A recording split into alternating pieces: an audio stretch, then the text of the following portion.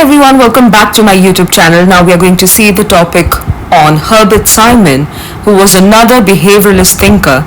He was an American social scientist who began his career in local government.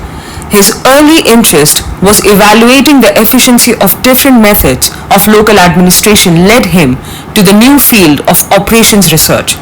He was director of Social Science Research Council and Nuclear Science and Engineering Corporation. He was later professor of psychology and computer science at Carnegie Mellon University. Now we look at his first work. So, Herbert Simon's first work on administration was completed when he was just 22 years old. At the age of 22, he wrote a booklet in co-authorship with Clarence Ridley. The book Measuring Municipal Activity is still recognized as a minor classic in municipal administration. Later, he published several studies concerning ideal social workers, fire insurance risk, and a metropolitan administration. This he did while he was working in California's Institute of Public Administration. Herbert Simon was immensely influenced by the writings of Chester Bernard and Bernard himself as a person. It is thus not surprising that many of Bernard's ideas are found in Simon's early works. Administrative Behavior 1947 and Public Administration 1951, which he wrote in collaboration with Donald Smithburg and Victor Thompson. Later, Simon was engaged in fundamental research into the process of decision making using computers to stimulate human thinking. So as his interest turned away from administrative and organizational behavior aspects, he became one of the most famous pioneers of psychological research. Now let's look at Attack on Proverbs of Administration by Herbert Simon. So in 1946, he attacked the orthodox principle of administration formulated by classical thinkers as a mere proverb.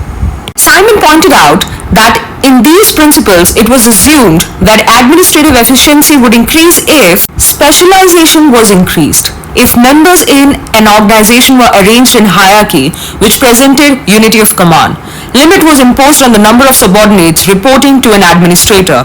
Workers were grouped according to the classification of purpose, place, people, and process. Therefore, he was challenging this kind of thought process and administrative system.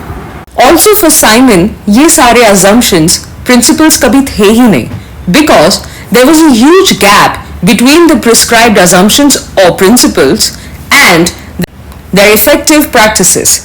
A brief reference is made here to some of Simon's objections in this context. सबसे पहले तो specialization की बात करते हैं.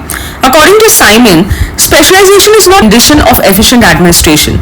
ये एक characteristic है, एक feature है of most group effort. Specialization merely means कि अलग-अलग लोग अलग-अलग काम करते हैं जिसमें वो माहिर होते हैं. The real problem of administration is not specialization, but specializing in a particular manner and in the direction that may lead to administrative efficiency. Now let's talk about unity of command. Simon is saying that this principle given by Gulick is contradicting specialization. How? If one person is taking order from his former superior, ठीक है, he is also accepting orders from other specialists, right? So Gulick का ये कहना जो है कि unity of command exist करता है एक तो administrative setup में, जिसकी वजह से एडमिनिस्ट्रेशन एफिशिएंट बनता है. बट जब एक ही आदमी अलग अलग लोगों से अलग अलग तरीके के ऑर्डर्स एक्सेप्ट करता है तो यूनिटी ऑफ कमांड का सिचुएशन क्रिएट ही नहीं होता. There is no unity of command. Simon further states that the principle of unity of command is more defensible when it is narrowed down to the following points. अब जब दो authoritative commands के बीच conflict होता है, there should be a single determinant person whom the subordinate is expected to obey. And the sanction of authority should be applied against the subordinate only to enforce his obedience to that one person. But in this limited form, principle of unity of command finally कहीं पे काम आता है और problem solve करता है. But yet it leaves unsettled the very important question of non-authority that should be zoned in a particular organization and through what channel it should be exercised. अब span of control के concept पे Simon के कुछ observations हैं जिसको हमें समझना है. बहुत सिंपल है. अगर स्पैन ऑफ कंट्रोल लिमिट कर दिया जाए, ठीक है, तो रेड टेपिज्म बढ़ता है क्योंकि जब तक रिपोर्ट फाइनल सुपीरियर अथॉरिटी है वहाँ तक पहुँचे और जब तक वो अपना फैसला सुनाए, ठीक है, तब तक डिसीजन डिले होते रहता है on the part of the subordinate. वो कोई फैसला नहीं लेता और वो रेड टेपिज्म को इस तरह से बढ़ावा मिलने लगता है। लेकिन स्पैन ऑफ कंट्रोल को अगर बढ़ा दिया जाए, ज़रूरत से ज़्यादा किया जाए, तो फिर वो एडमिनिस्ट्रेटर का जो सुपरविजन है अपने सबॉर्डिनेट पे उसे वीकन कर देता है। इसका मतलब ये है, एक आदमी के अंडर अगर 100 सबॉर्डिनेट्स को आप रख दें, वो हर किसी का काम अच्छे से चेक नहीं कर पाएगा, ठीक है? तो उसका जो सुपरविजन है अपने सबॉर्डिनेट्स पे वो वीक हो जाता है। सो इंक्रीज या decrease in span of control is a very undesirable consequence, because इसकी वजह से there is no agreement as to the number of subordinates should work under an administrator. एक परफेक्ट नंबर नहीं है हमारे पास कि कितने सबॉर्डिनेट्स एक एडमिनिस्ट्रेटर संभाल सकता है या सुपरवाइज कर सकता है। इसीलिए और भी ज़्यादा इवैल्यूएशन करने की ज़रूरत है स्पैन ऑफ कंट्रोल पे, ये कह रहे हैं साइमन। अब ऑर्गेनाइजेशन में ग्रुपिंग्स के बारे में क्लासिकल थिंकर्स ने ये कहा है कि अगर हमें एडमिनिस्ट्रेटिव एफिशिएंसी बढ़ानी है तो हमें वर्कर्स को ग्रुप में रख देना चाहिए, depending on the purpose, process, place and people. But Simon holds that these principles set forth by Gulick are internally inconsistent with the principle of specialization. A closer study of situation shows that there are fundamental ambiguities in the meanings of terms purpose, process, person and place. चारों terms के जो meaning है वो भी properly defined नहीं है. Now we'll see how. Purpose and process have a very little difference between themselves. Purpose may be roughly defined as the objective achieved through an activity known as process. जो चीज़ हमें एक process को अच्छे से करने से achieve होती है, that is purpose. So purpose and process cannot be strictly separated. जब ये दोनों चीज़ों को हम separate ही नहीं कर सकते, तो groups को इन दोनों के basis पे separate करना doesn't make any sense. Similarly, person and place are not separated from the purpose. They are a part of purpose. Simon ने यहाँ पे ये observe किया that objectives of an administrative organization are phrased in terms of service to be provided. कौन सा service एक तो provide करना है और किस area में उसको provide करना है, तो फिर ये दोनों purpose से अलग कैसे? When one basis of organization is selected, other three are sacrificed. Thus, there is no one way to determine which method of organization is the most appropriate in a given situation. Now let's discuss behavioral approach by Herbert Simon. In the field of administrative studies, Herbert Simon is the most pioneering behavioral scientist. वो agree करते हैं कि administrative behaviour सिर्फ एक छोटा सा part है behavioural science movement का, and it differs only in subject matters from other behavioural sciences. कौन से सब्जेक्ट मैटर्स में वो डिफरेंट है from other behavioural sciences? They are sociology, anthropology, psychology and political behaviour. In administrative studies, behavioral approach is different from traditional structural approach. Behavioral literature descriptive होता है, ठीक है, वो operational definitions को बनाने में believe करता है using empirical studies. Empirical studies है मतलब based on rigorous methods of observation, experiments like Hawthorne experiments, laboratory studies of organization like groups. Generally, behavioral studies also employs the tool of maths and quantification because उसका purpose है theory को build करना.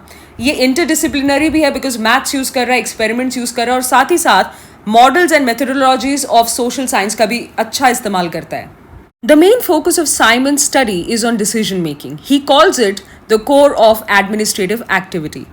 He says that जो भी काम होता है in an administrative organization, it all depends on the decision making process. He also says general theory of administration must include principles of organization so that correct decisions are ensured.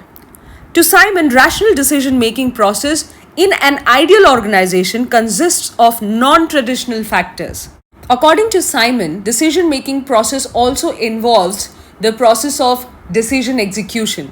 इसीलिए the person working at the lowest level of hierarchy, his role is again very important in accomplishment of organizational objectives. Now let's discuss distinction between facts and values according to Herbert Simon. This is a very important part, listen very carefully.